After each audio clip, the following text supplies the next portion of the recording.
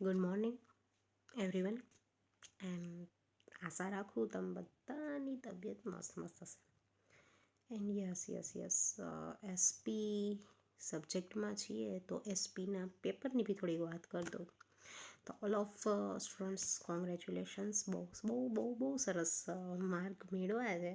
હા કંઈ ચીટિંગ તો નથી કરી ને એમ એ ખબર નહીં, પણ આમ છે ને મારા મનમાં ઊંડેથી એક વિચાર આવતો હોય ઘણી વખત એમ કે કાંઈક ચલો પણ ઠીક છે યાર, આવે વિચાર. બટ મને ખબર છે કે મારા સ્ટુડન્ટ્સ જે છે એ બહુ જ ઓનેસ્ટ છે, એટલે એવું કાંઈ પણ વસ્તુ એ કરતા નથી.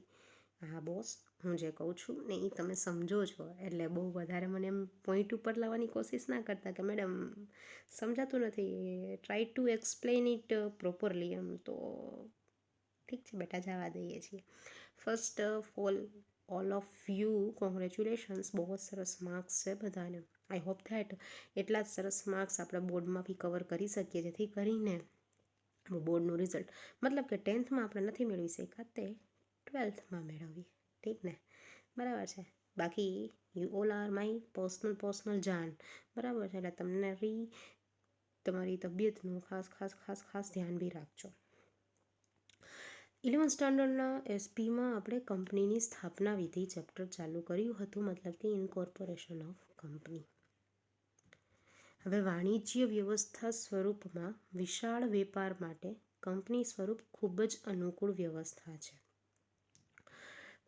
કંપની જે છે તે આર્ટિફિશિયલ પર્સનાલિટી ધરાવે છે.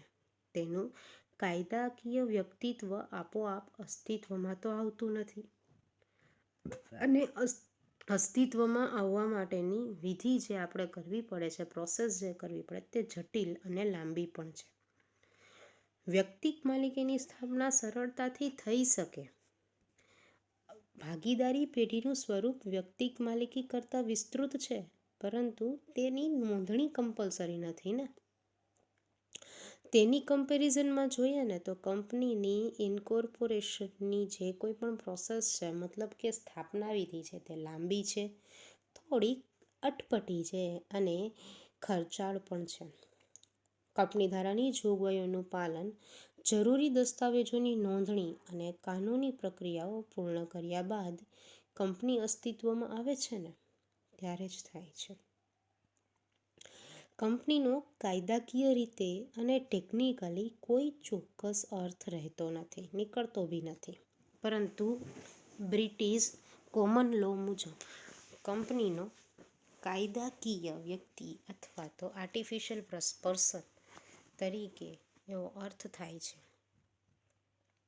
કંપની એટલે કંપની ધારા 2013 પ્રમાણે સ્થાપેલી કે આ પહેલાં મતલબ 1956નો જે કાયદો હતો તેવો કોઈ પણ કંપની ધારા પ્રમાણે સ્થપાયેલી કંપની.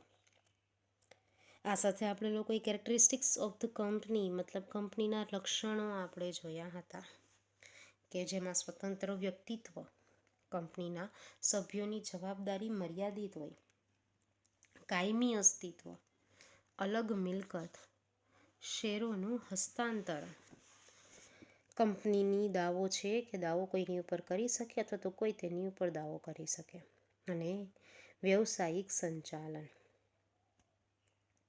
આજે આપણે જોશું કંપનીની સ્થાપના વિધિ.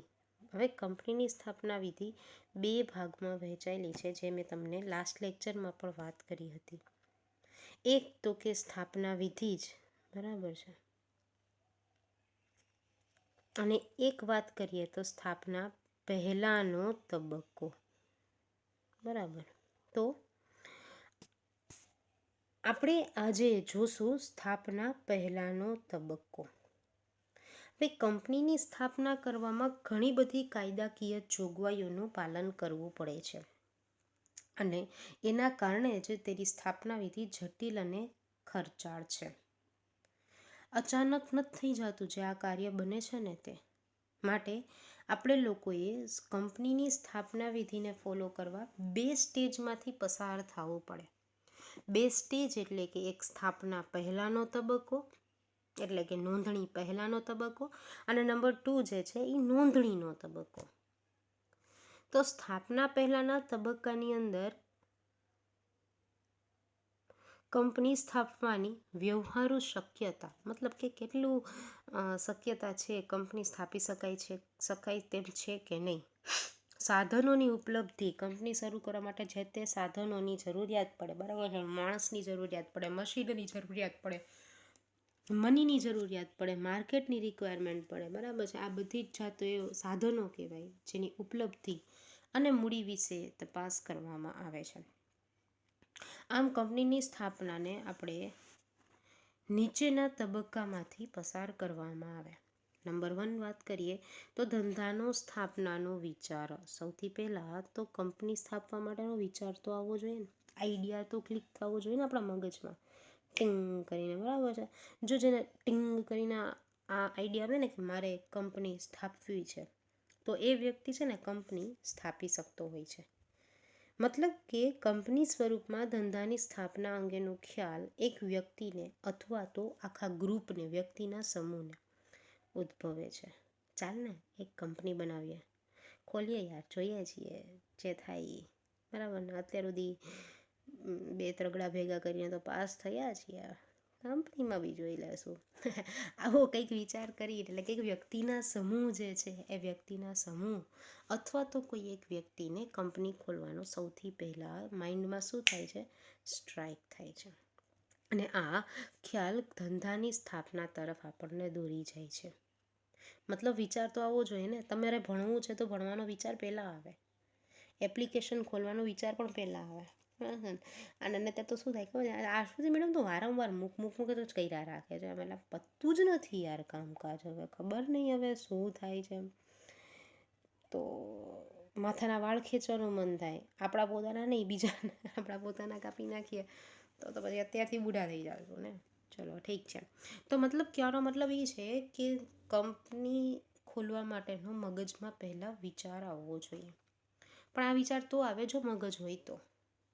સ્થાપકના આ બીજ રોપણને તેની કલ્પના શક્તિ અને સર્જકતા પોષે છે. મતલબ કે એ ધીમે ધીમે એની અંદર કલ્પનાઓ કરવા માંડે. આપણે કોઈ બી એક બાબતનો વિચાર કરીએ ને જેમાં આગળ વધવા માગતા હોય ને તો આપણે હંમેશા એમાં ડ્રીમિંગ કરતા હોઈએ, એમાં કલ્પના કરતા હોઈએ.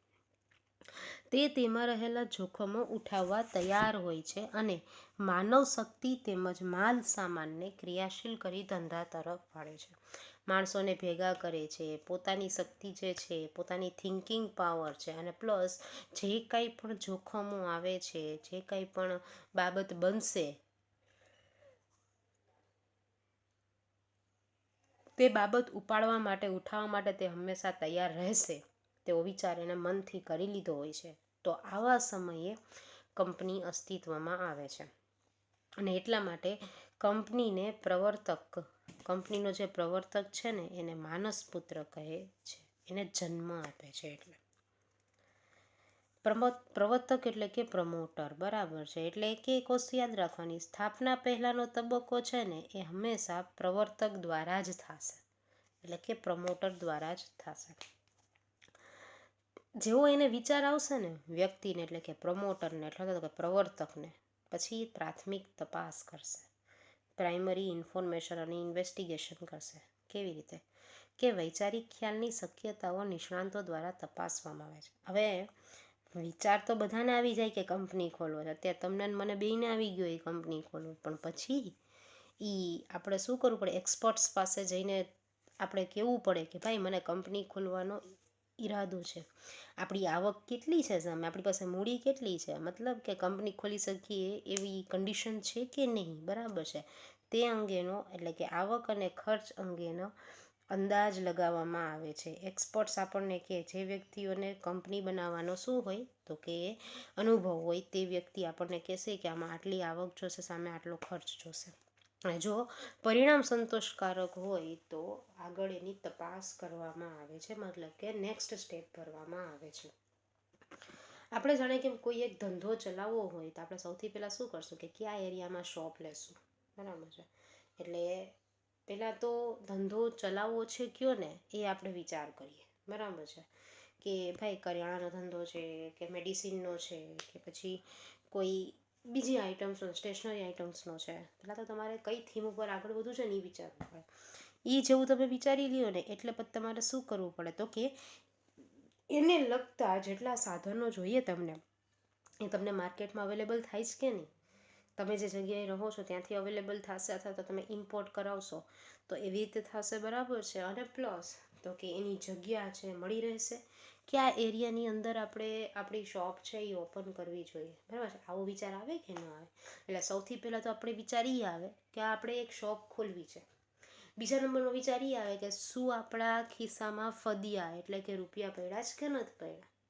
તો ત્રીજા નંબરના સ્ટેપ ઉપર આપણે તો જ પહોંચી શકીએ જો શોપ ખોલવા માટેના અને એની સામે લડી લેવા માટેના આપણી પૂરેપૂરી તૈયારી હોય તો. મતલબ કે થર્ડ સ્ટેપ આપણો એ આવે કે વિગતવાર તપાસ કરવી. જો વિસ્તૃત તપાસ કરવામાં ન આવે તો વિપરીત પરિણામો આવી શકે છે. મતલબ આપણે ધંધો શરૂ કરીએ તે પહેલાં તેને લગતી જે કાંઈ પણ ઇન્વેસ્ટિગેશન કરવું હોય તે કરી લેવું જોઈએ. સરકારની નીતિ કઈ તરફ જઈ રહી છે, કાનૂની નિયંત્રણો આપણા ધંધાને લઈને ક્યાં ક્યાં છે, કાચા માલની ઉપલબ્ધિ સરળતાથી થઈ શકે તેમ છે કે નહીં, માંગ અને પુરવઠાની સ્થિતિ શું ચાલી રહી છે. હવે માંગ તો આપણે ભણી ગયા એટલે તમને ખબર જ હશે, બરાબર છે. અને પુરવઠો બી આપણે બહુ જલ્દીથી ભણશું.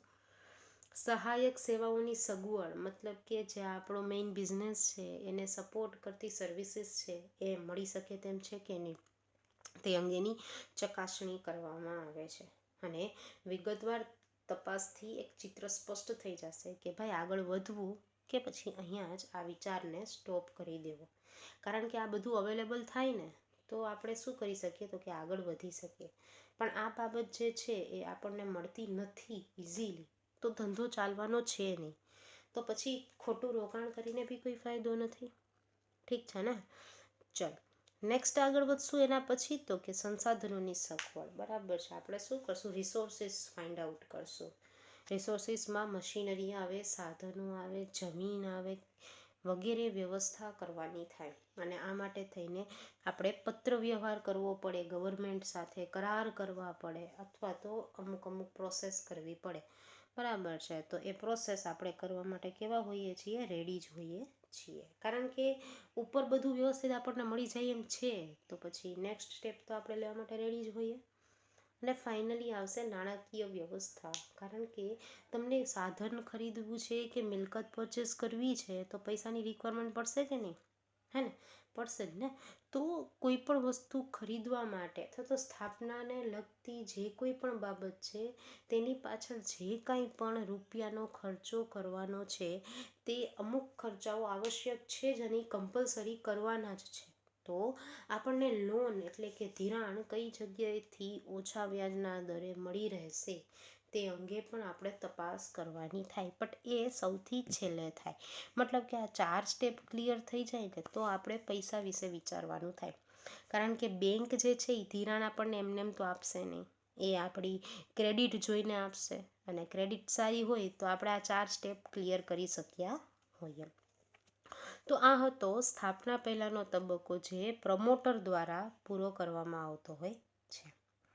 આજે અહીંયા સુધી રાખીએ. આવતાકાલના નેક્સ્ટ લેક્ચરમાં ઇન્કોર્પોરેશનનું જે સ્ટેજ છે, મતલબ કે નોંધણીનો તબક્કો, તેના ઉપર આપણે આગળ વધશું.